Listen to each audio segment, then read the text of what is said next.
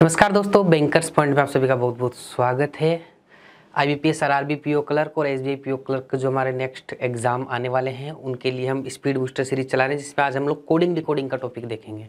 इसमें ये पार्ट 1 है, इसका पार्ट 2 इसके बाद में अपडेट होगा। हम रियल एग्जाम में जो क्वेश्चंस आए हुए हैं उन्हीं लेवल के क्वेश्चंस करेंगे, ताकि हम लोग एग्जाम में किस अप्रोच से हमें क्वेश्चंस को टैकल करना है उस तरीके को सीख पाएँ, जिससे हमें थोड़ा सा स्पीड अप मिल पाए हमारे क्वेश्चंस को सॉल्व करने में। इसलिए मैंने इस सीरीज़ का नाम भी स्पीड बूस्टर सीरीज़ दिया। रियल एग्जाम लेवल पे हम अपने आप को रख के टेस्ट कर रहे हैं इस सीरीज़ के अंदर, और जितने भी एग्जाम्पल्स मैं ले रहा हूँ सारे एकदम से बड़े सिलेक्टिव तरीके से प्रीवियस ईयर में आए हुए क्वेश्चंस, और ऐसे क्वेश्चन ले रहा हूँ कि हर टाइप का कॉन्सेप्ट क्लियर हो जाए, कोई ऐसी चीज़ें ना रह जाएं। ऐसे नहीं है कि भाई एग्जाम में आए हुए एक से क्वेश्चन सारे ले लिए। डिफरेंशिएट करके नंबर ऑफ टाइप्स क्वेश्चन यहाँ पे लेने का हर लेक्चर में हर टॉपिक में प्रयास कर रहा हूँ, ताकि हर एक चीज़ आपकी यहाँ पे कवर होती चली जाए।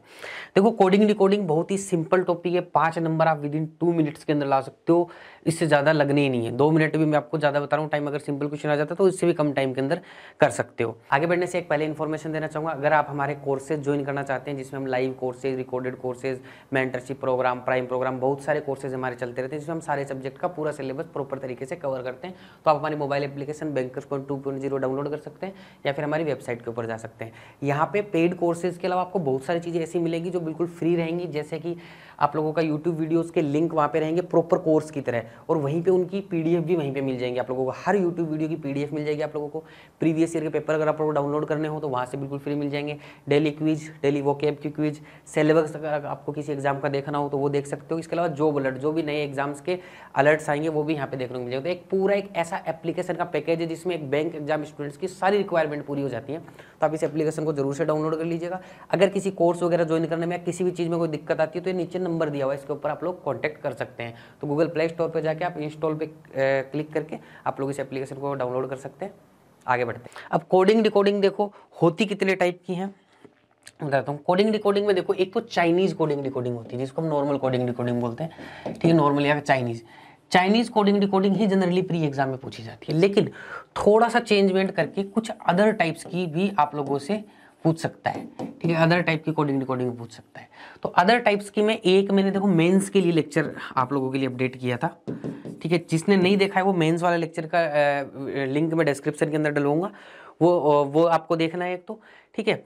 उसके अंदर भी मैंने डिफरेंट टाइप के करे, लेकिन उसमें बिल्कुल मेंस एकदम हाई लेवल के ऊपर मैंने जाके कोडिंग डिकोडिंग करेंगे। लेकिन उस मेंस वाले कॉन्सेप्ट को यूज करते हुए कई बार सिंपल क्वेश्चन फ्रेम करके प्री में भी पूछे जा सकते हैं, ठीक है। तो उस कॉन्सेप्ट के ऊपर जो अदर टाइप की जो सीरीज है चाइनीज के अलावा, वो भी मैं इस क्लास में एक एग्जांपल चाइनीज का लूंगा, एक एग्जांपल अलग टाइप से लूंगा। तो उसके कॉन्सेप्ट भी डिस्कस करूंगा, लेकिन उसको अगर डिटेल में पढ़ना है अदर टाइप्स को तो आप मेंस वाला वो लेक्चर ले लीजिएगा।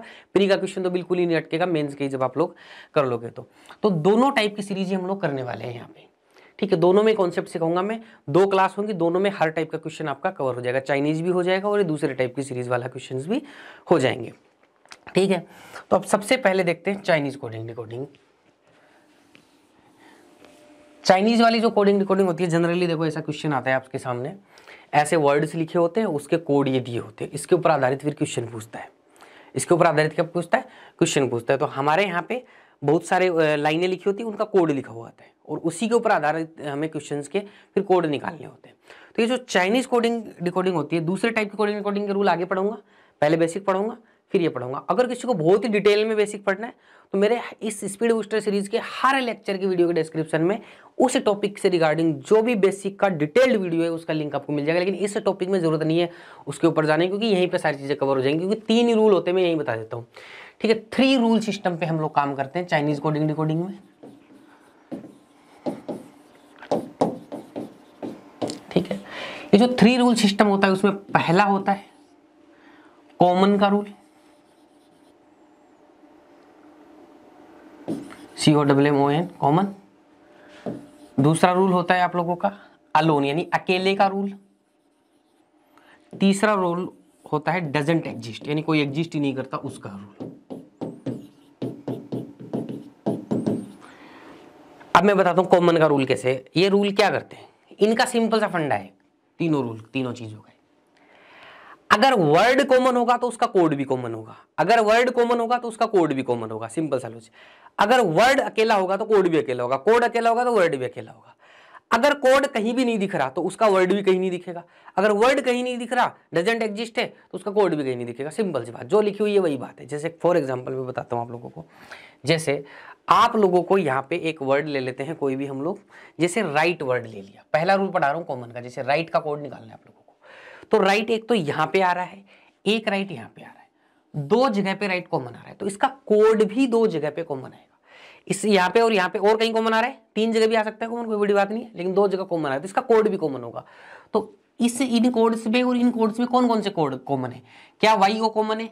नहीं है। क्या वी ओ कॉमन है? हाँ बिल्कुल है। देखो क्या एन ए कॉमन है? एन ए भी कॉमन है। तो देखो एक तो ये सिचुएशन हो जाती कि मान लेते कि यहाँ पे मान लो एन ए की जगह क्यू ए होता, फॉर एग्जाम्पल ऐसे मान लिया, तो यहाँ पे क्या एन ए कॉमन है? नहीं होता, सिर्फ वीओ कॉमन हो जाता, तो इसका कोड सीधा सीधा क्या आ जाता? वीओ आ जाता है, एग्जांपल के तौर पे लिया। ठीक है, तो एक तो सीधा सीधा कई बार ऐसे निकल आता है कि दो वर्ड कॉमन तो उसका कोड भी कॉमन आ गया, सिंपल सा लॉजिक। लेकिन जैसे यहां पे सिचुएशन बन रही है, दो कोड कॉमन आ गए। कौन कौन से कोड कॉमन आ गए? VONA VONA, इनमें से कौन सा होगा? इनमें से एक होगा कोई न कोई। ऐसे केस में क्या करो, इन दोनों कोड में देखो वर्ड राइट यहां पे आया है, राइट यहां पे है, अगर इसका जो कोड होगा वो इन दोनों सेंटेंस के अलावा कहीं और आ सकता है? सोच के देखो अपने दिमाग में, नहीं आ सकता कहीं और भी, इन दोनों सेंटेंस में रहेगा। तो आप देखो क्या VO और NA में से कोई ऊपर नीचे कहीं रिपीट हो रहा है? तो मैंने देखा इसमें भी नहीं हो रहा, बचे हुए स्टेटमेंट्स में इसमें भी नहीं हो रहा, दोनों में से ही कहीं नहीं हो रहा। इसका मतलब मैं राइट का कोड ही डिसाइड नहीं कर सकता, VO भी हो सकता है और NA भी हो सकता है, दोनों में से कोई भी एक हो सकता है। तो यहाँ पे मैं लिखूंगा आइदर VO और NA, इन दोनों में से कोई भी एक कोड हो सकता है। लेकिन अगर मान लो इनमें से एक कोड जैसे वो NA है, वो यहाँ पे आया रहा होता, फॉर एग्जाम्पल के दौरान मान लिया, क्योंकि कॉन्सेप्ट समझा रहा हूँ तो कॉन्सेप्ट के हिसाब से क्वेश्चन नहीं डिसाइड किया, एग्जाम में आया क्वेश्चन है तो उसी हिसाब से मैं समझाने का प्रयास कर रहा हूँ। NA जैसे यहाँ नीचे आ गया, तो मैंने देखा पहली स्टेप या तो सीधा सीधा निकल आएगा कोड, जैसे मैंने बताया था कॉमन एक ही कोड अगर कॉमन है तो वही होगा कोड। दो कोड अगर कॉमन आ रहे हैं तो आप देखो कि इन दोनों कोड में से कोई एक कोड कहीं और तो रिपीट नहीं हो रहा, तो देखा यहां रिपीट हो रहा है, इसका मतलब NA कोड नहीं होगा, राइट का VO होगा, क्योंकि ये नीचे भी तो आ रहा है और इसमें तो राइट है नहीं, जहां जहां पे राइट होगा वहीं पे उसका कोड कॉमन होगा, तो VO होगा। तो यहां पे कॉमन वाले में तीन चीजें होती हैं। फर्स्ट चीज, अगर एक ही सिंगल कोड कॉमन है तो वही हो जाएगा। अगर डबल कोड कॉमन है, तो दो चीजें होंगी, या तो इधर और हो जाएगा अगर पता ही नहीं लगेगा तो, ठीक है। लेकिन उससे पहले चेक कर लीजिएगा कि कोई भी एक कोड दूसरी जगह अगर कहीं और रिपीट हो रहा है, रिपीट इन अदर, ठीक है, कोई भी कोड अगर दूसरी जगह पे रिपीट हो रहा है तो उसको हटा दीजिएगा। तो कॉमन वाले में तीन चीज हो गई, ठीक है। तो कॉमन का रूल एकदम खत्म हो गया। एक एग्जांपल और ले लेते हैं, जैसे कॉमन का देखते हैं और क्या वर्ड कॉमन है। जैसे मैं मान लेता हूं ये अबोव, देखो अबोव का कोड निकालना है, दो जगह कॉमन है, तो इन दोनों में देखते हैं देखो कॉमन कौन सा है, ठीक है। यहाँ पे कॉमन क्या है? क्या HA कॉमन है? बिल्कुल है HA को। क्या VO कॉमन है? नहीं है। क्या NA कॉमन है? ये भी नहीं है। तो सीधा सीधा कोड क्या हो गया? HA हो गया। अबोव का कोड सीधा सीधा HA ही हो गया। दो कोड कॉमन आए नहीं, एक ही कोड कॉमन आया तो वही हो गया। दो कोड कॉमन आते तो क्या करते? दो कोड अगर कॉमन आ जाते तो हम कहीं और देखते, कहीं और वो कोड रिपीट तो नहीं हो रहा है। जैसे इसमें होगा कोई न कोई ऐसा, जैसे मान लेते हैं सेंटर का कोड निकालना है हम लोग को, ठीक है ना। सेंटर का नहीं, सेंटर में तो फिर से दिक्कत आएगी। जैसे बिलो का कोड निकालना है हम लोगों को, बिलो का कोड निकालना है इसमें और इसमें, ठीक है। बिलो दो जगह पे कॉमन आ रहा है, ठीक है। बिलो का जब मुझे कोड निकालना था तो दोनों जगह पे कॉमन देखता हूं मैं।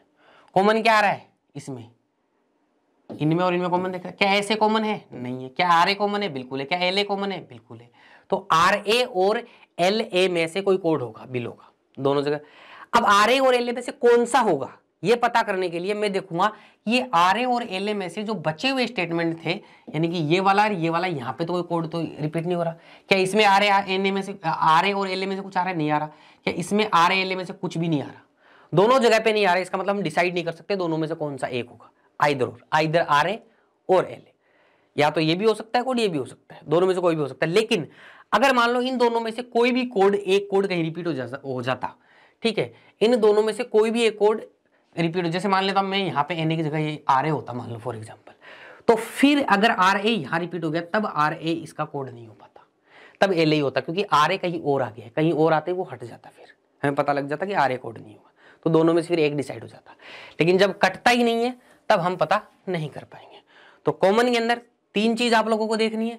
सिंगल कोड कॉमन आएगा तो वही हो जाएगा, 2 कोड कॉमन आएंगे तो अगर पता नहीं लगा पा रहे हो तब तो आइदर और, अगर उन 2 कोड में से कोई एक कोड कहीं और रिपीट हो रहा है, कहीं और रिपीट हो रहा है, तो वो कोड हट उसका नहीं होगा, वो किसी और का होगा, तो बचा हुआ जो कोड होगा वही अपना हो जाएगा। तो एक तो ये हो गया।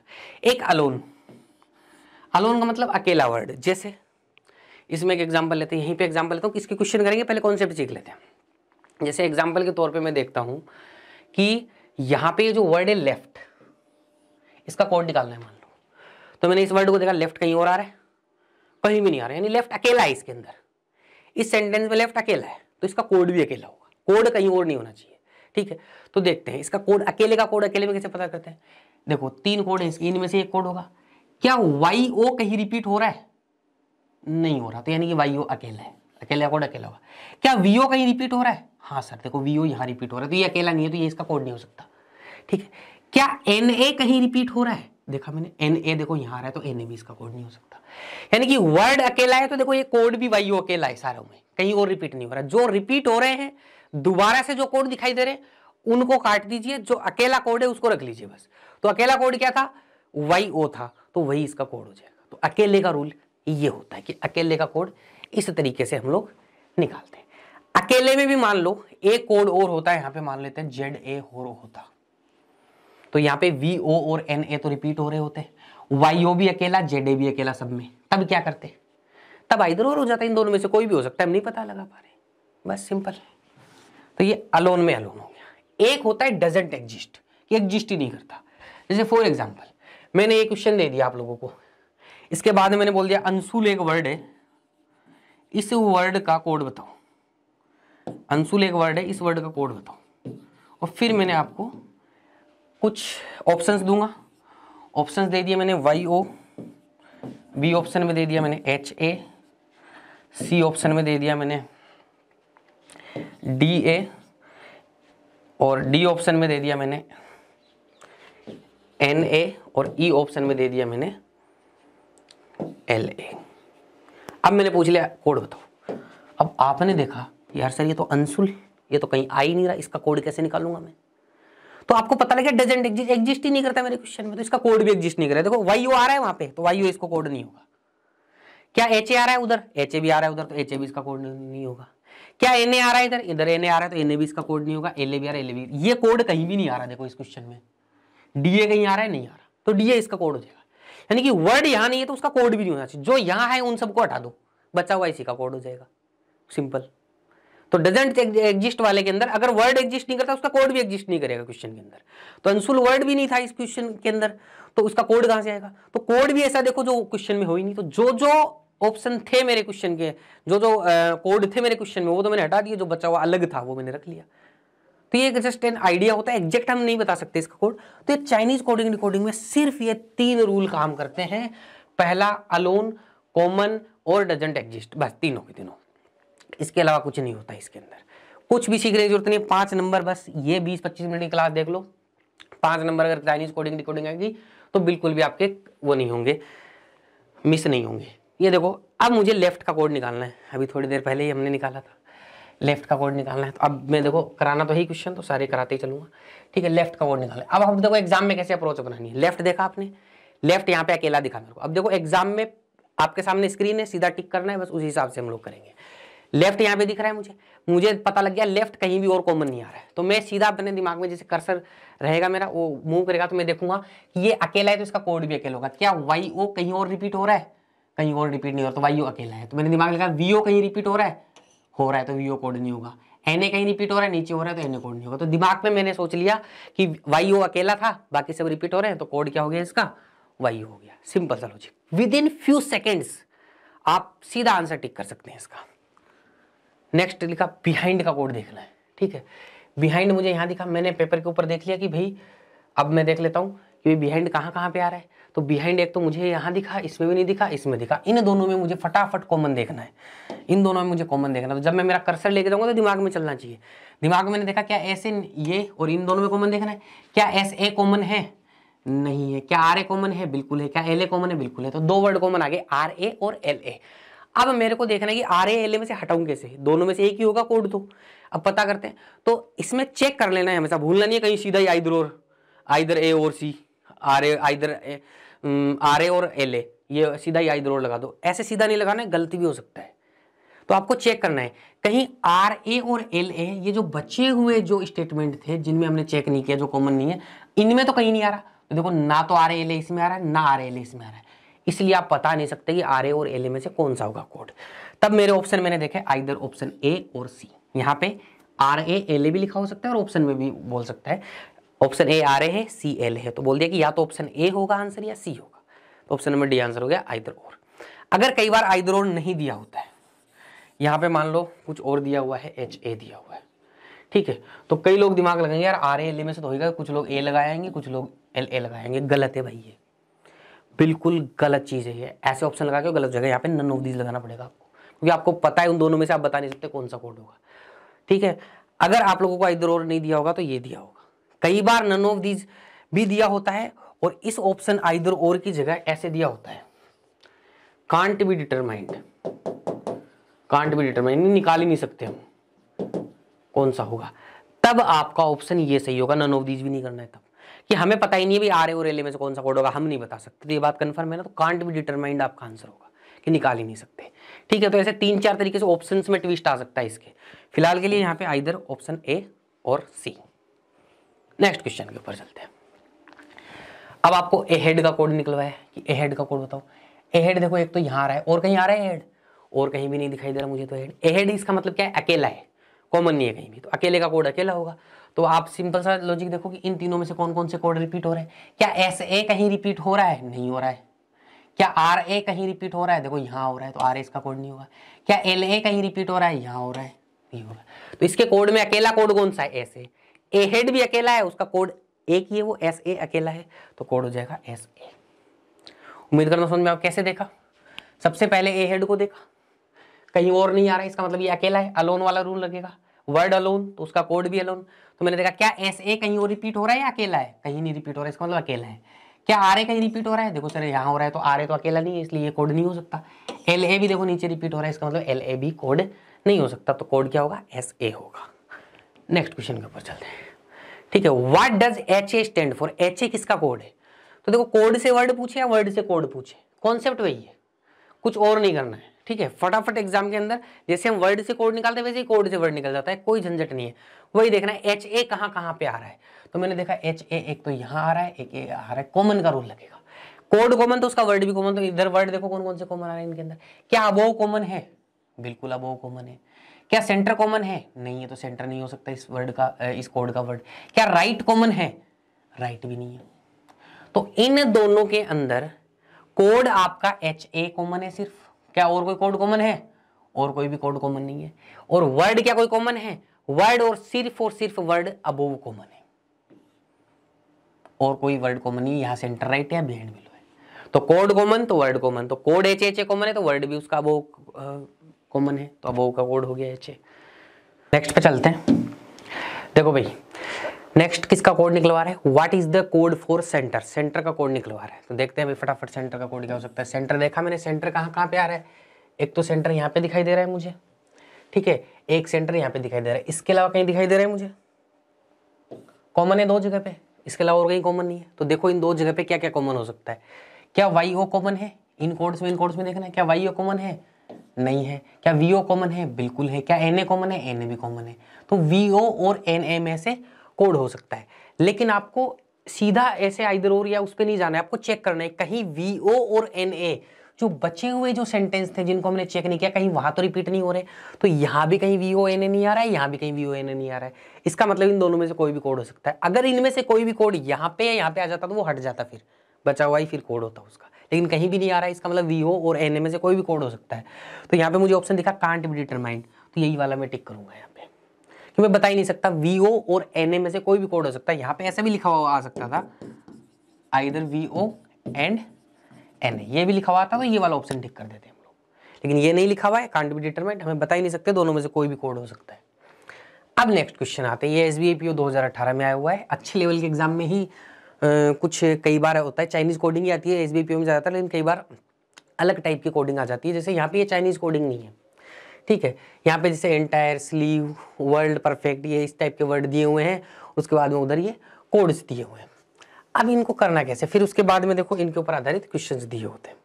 अब सबसे पहले आपको इन कोड का डिकोडिंग करना है। इसमें देखो हर वर्ड का एक कोड नहीं है, इन कोड का अलग ही सिस्टम है। चाइनीज कोडिंग डिकोडिंग में तो एक फिक्स वर्ड होता है, उसका कोड दिया होता है, इसमें ये नहीं होता है, इसमें अलग अलग तरीके की चीजें दी होती है। तो यहाँ पर जहां भी आप, एक तो ना जो मेंस का लेक्चर मैंने आपको बताया था वो देख लीजिएगा, वहां पर और शार्प क्लियरिटी आ जाएगी आपको।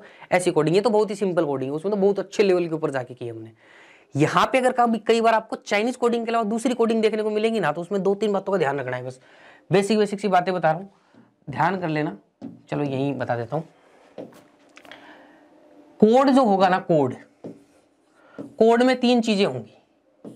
एक तो लेटर होगा, कोई भी वर्ड का लेटर हो सकता है, जैसे यहाँ पे क्यू है। एक नंबर होगा, और कई बार सिंबल भी हो सकता है, ठीक है। मेंस वाले लेक्चर में देखोगे तो बहुत डीप उसके अंदर चीजें आई हुई है क्वेश्चन में, लेकिन प्री में ऐसी नहीं आएंगी। उसको देख कर डर मत जाना, प्री में आ जाएगा तो क्या हो जाएगा। प्री में ऐसा ही सिंपल कॉन्सेप्ट आएगा। तो प्री के लिए बता रहा हूं मैं, ठीक है। प्री के अंदर कितना ध्यान देना, उससे क्वेश्चन हो जाएगा आपका। जो लेटर होता है ना, वो 99% केस में फर्स्ट लेटर या लास्ट लेटर के ऊपर डिपेंड करता है, ठीक है। अब फर्स्ट लेटर लास्ट लेटर में कुछ आगे पीछे भी हो सकता है, और कई बार अपोजिट लेटर भी, फर्स्ट लेटर लास्ट लेटर के अपोजिट लेटर से भी रिलेटेड हो सकता है। अपोजिट लेटर का मतलब क्या होता है, जैसे ए का अपोजिट जेड होता है, बी का अपोजिट वाई होता है, एम का अपोजिट एन होता है ना। ऐसे अपोजिट लेटर्स पता होंगे, अगर किसी ने नहीं देखे हैं तो ए से लेके जेड तक की नंबरिंग और अपोजिट लेटर्स क्या होते हैं आपको पता होने चाहिए, किसी भी एग्जाम की आप तैयारी कर रहे हो रीजनिंग में। तो नंबर ऑफ लेटर्स के ऊपर डिपेंड करते हैं। इस पे डिपेंड करेंगे नंबर ऑफ लेटर्स के ऊपर। जैसे मैं मान लो यहाँ पे ये जो आप लोगों के वर्ड दिए, इसमें कितने नंबर लेटर्स हैं, उन लेटर्स के नंबर्स के ऊपर डिपेंड करते हैं, जो नंबर कोड में होता है। कई बार सिंबल होता है, वो दोनों चीजों पे डिपेंड कर सकता है, नंबर ऑफ लेटर पे भी डिपेंड कर सकता है, और फर्स्ट लेटर लास्ट लेटर पे भी डिपेंड कर सकता है। अब देखो प्री में तो फर्स्ट लेटर लास्ट लेटर से काम हो जाता है। फर्स्ट लेटर कई बार भाई सब, अगर आपका मेंस है तो सेकंड लेटर और second last letter, second letter और सेकंड लास्ट लेटर के ऊपर भी डिपेंड कर जाती है चीजें। अब इनमें क्या होता है, फर्स्ट लेटर लास्ट लेटर में क्या क्या हो सकता है, एक तो उसका नंबर हो सकता है कि भाई 17 क्यू है तो 17 नंबर पे है। एक वो आप लोगों का मतलब जैसे जो नंबर होता है, जैसे ए 1 नंबर पे आता है, बी 2 नंबर पे, तो ए एक ओड नंबर पे आ रहा है, बी इवन नंबर पे आ रहा है, ये कॉन्सेप्ट ले सकता है। या फिर कॉन्सोनेंट वोवेल का कॉन्सेप्ट ले सकता है कि ये वर्ड कॉन्सोनेंट से स्टार्ट हो रहा है, वोवेल से स्टार्ट हो रहा है, उनसे भी कोई चीजें रिलेट हो सकती है। ये मैंने ओवरऑल बता दिया, इसके अलावा कुछ नहीं होगा। तो ज्यादातर केस में आपको ध्यान देना है नंबर, लेटर और सिंबल पे। नंबर ऑफ लेटर्स पे डिपेंड करेगा। जो लेटर होगा कोड का, वो फर्स्ट लेटर लास्ट लेटर के ऊपर ज्यादा से ज्यादा हद पार हो जाएगी। प्री में तो होगी नहीं, वैसे मेंस के अंदर हो सकते हैं। सेकंड लास्ट लेटर और सेकंड लेटर के ऊपर डिपेंड करती हैं चीजें। तो ये तो हो गया कॉन्सेप्ट। अब इसके अंदर हम लोग आ जाते हैं। अब सबसे पहले होता है लॉजिक पता करना। इसमें यही सबसे मुश्किल काम होता है। चाइनीज कोडिंग डिकोडिंग में तो हम क्या करते हैं, सीधा सीधा हमारा लिखा और हम कोड पता लग जाता है, 3 ही रूल होते हैं उसमें। तो इसमें ऐसा नहीं होता है बिल्कुल भी। इसमें आपको पहले लॉजिक लगाना पड़ेगा। और उसमें चाइनीज कोडिंग डिकोडिंग में तो जो वर्ड नहीं होता उसका कोड ही नहीं बता सकते आप लोग। यहाँ तो हर चीज का कोड निकल जाएगा अगर लॉजिकली निकलेगा। तो सबसे पहले सिंपल चीज क्या होती है, नंबर को क्रैक करो पहले कि नंबर कैसे है। तो नंबर, ये नंबर कैसे आ रहा है यहाँ पे, इसको पता करने के लिए जितने भी वर्ड्स हैं उनके नंबर लिखो आप। तो देखो आपके सामने तो ये होगा नहीं, इसके ऊपर लिख नहीं पाएंगे आप, रफ शीट होगी। तो मैं रफ शीट के हिसाब से बताता हूँ, एग्जाम में आपके पास है रफ शीट। आप रफ शीट पे क्या लिखो, पहले इनकी नंबरिंग लिखो। इसमें कितने हैं देखो, इसमें 4 2 6 है, 3 2 5 वर्ड है। इसमें कितने हैं फिर, 3 2 5 है, और इसमें कितने 7 है, ठीक है।